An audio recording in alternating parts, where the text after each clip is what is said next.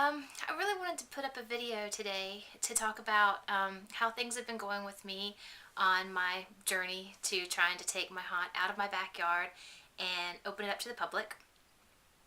And I know I've been kind of cryptic on the Haunters Hangout and talking to some of you guys in private. And I really can't, I don't have anything solid yet. But I wanted to tell you guys kind of how my journey has worked so far and where we are, and so you guys can follow me in this journey, whether it ends up working out or it doesn't, although right now it's looking more positive. But you guys know my story is that we don't have trick-or-treaters here, and so we have a party and we bring people out and we have the haunt in the backyard, which has worked out great for the past 2 years. But like everybody, I want more people to see it. I want to bring more people in. The more people that you have going through your haunt, the more fun it is. So it's always been a dream of mine, of course, like everybody's, is to go pro. And my husband is really tied in with the Boy Scouts. He's a troop leader, and my son is getting ready to get his Eagle this year. So they're really involved in his troop. They're all teenagers. They're almost all getting ready to get their Eagle and age out. So they're at a good age to get into the running of a haunted house, and they find that fun. So we got the idea to try to go through them, because if you do a Boy Scout charity function and you're affiliated with the Scouts, they'll come in and they will cover the insurance, which is the most important thing, I think. When you've got people coming and going through and somebody gets hurt, you got to have that insurance. So that was kind of our stepping stone to really pursue it and to go out and try to do this thing. And so we went to our city council and our the city planning department and fire and whatnot, and got a pretty extensive list for the rules and regulations for South Carolina, which are all pretty much things that I was expecting anyway. Large hallways and not using anything flammable and that sort of thing.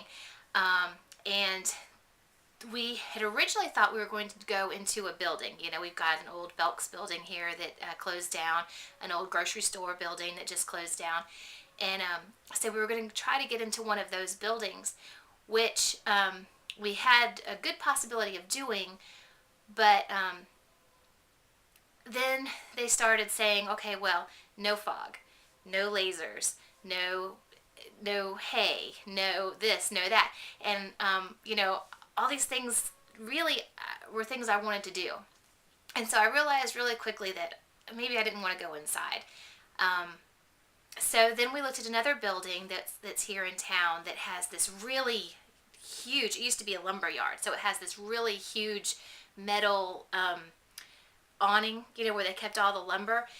And we checked with them, and they said, yep, that would be considered outdoors, and we could build our pallet maze underneath that, and that would be the best of both worlds, because then we could have the lighting, we could have the fog, we could bring in the big corn stalks and have the corn maze and everything, which was the way we were going to go. And so we were moving forward with that, and everything was looking great. But then we have this other opportunity that just came up. With another place in town that does events on a regular basis. And so my husband talked to that gentleman, and he got really excited. And we're supposed to meet with him in 2 weeks and sit down and discuss our plans and what we want to do, and kind of lay out for him, show him pictures of our past haunts and maybe some videos. And so far he's been really, really excited and really receptive, and he seems to think that if we give this thing a try and it works out, he's wanting to maybe make it an annual thing, which I am super excited about. But again, all we've done is talked over the phone. We haven't met in person. We haven't, made any formal agreements. So, anything can happen. You never know. But we've talked on the phone several times, and everything so far is a go. So we're supposed to meet, like I said, in 2 weeks. And if that meeting goes well and it's a solid plan, then I can, officially tell you guys where we're going to be and what the thing is. And then, of course, I'm going to have to be throwing videos out right and left because, oh my gosh, the things that I'm going to have to do. Because we'll be going from our haunt, which, we've been building, gosh, I don't know, I'm guessing 1,200, 1,400 square feet, to a place that basically we would have unlimited space. We're talking acres and acres. I mean, like 80 acres total. So obviously we're not going to build an 80-acre haunt, but the point is we could. So we can, so we're going to go big, and I want to be sure that people get what they pay for. So we're talking about, our plans look like we're going to, make a haunt that's about 4 times the size that we're used to. But we'll have help in building it, so that'll be good. But I will single-handedly be building all of the props myself, and which I'm excited about. And my husband keeps telling me, you need to delegate. And I'm thinking, nobody can do it like I can do it. Nobody can vision what I have in my head. So, yeah, in 2 weeks, I'm either going to make a video and be really excited and tell you guys everything there is to know about what I'm doing, or I'm going to make a really sad video and tell you guys I'm going to be in the backyard yet again. But that's the gamble with these things. You have to go out and try, and you never know until you do. But right now I have no reason to think it's not going to work. And so, yeah, that's what's going on with me. And I hope you guys follow me on this journey, whichever way it goes. But in the optimism of the fact that it's working, I've already started on my next prop, and I have not shown you guys the finished product of my snake yet. So let me do that, and hang on while I move you.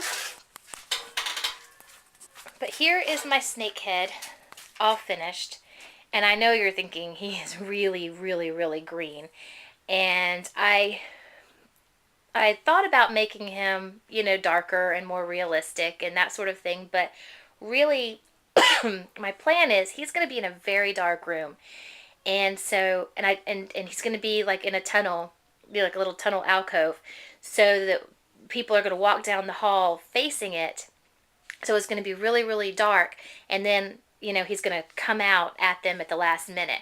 And because of that, I really wanted to be sure that he stood out in the dark room with a lighter contrast, which is why he looks like a frog and not like a scary snake. But here, let me stand him up for a second. Oh. Okay, so here's his belly, and you can see that he still has the hole right there, and I have not yet got the PVC pipe for that. His hole obviously got smaller as I paper mache because I put some layers inside there to help sturdy it up. So I need to measure that, and I'm going to go and get a piece of PVC pipe that will fit inside that hole, which, if you remember, has that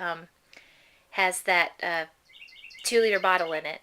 And then I'm going to junction it right out from his body and build like a A right there, and maybe a cross piece to help support it, which will give him handles on the back.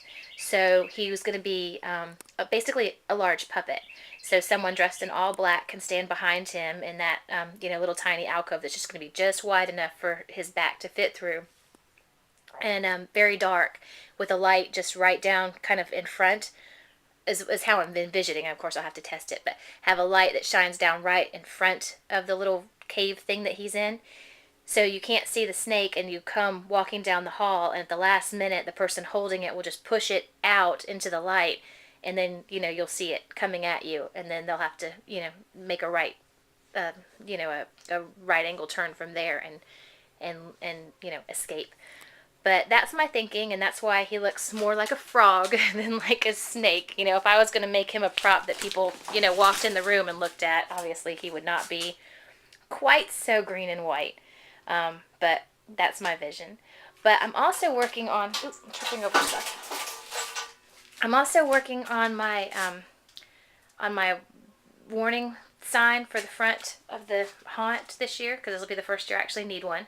So I've got you probably can't read it yet, but I've got the warnings up here, talking about dark spaces and fog and lasers, for health stuff. And then down at the bottom, the house rules: no touching, no running, no smoking, no food, no drinks, whatever. And this is actually, well, technically not a tombstone, but this is my first attempt at doing the tombstone type stuff. So I'm kind of excited about how it turned out. I printed all this out on the computer, and I know there's an easier way to do this, but I'm too stupid to actually go online and look at other people's stuff, so I just make it up as I go along. But I printed out the words on the printer and then taped them down the way I wanted them, and then just took an ink pen, like a ballpoint pen, and traced it to make the imprint. And then I got my little Dremel tool out, and with not with a cutting tool, but with like a buffing tool. It was like sandpaper top, and just went through after that and just sanded down in all of the letters. And I think it looks really cool. And then I took it outside and I spray painted it around the edges to give it this nice texture, which turned out really cool, I think.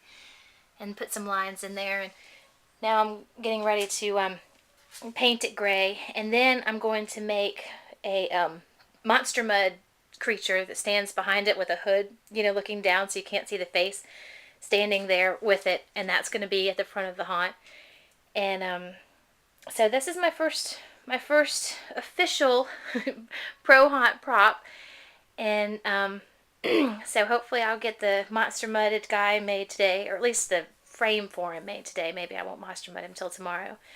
But that's what I'm working on, and thanks for listening. I know this is one of my longer YouTube videos. I try to make them short and sweet, but I've had a lot to say today.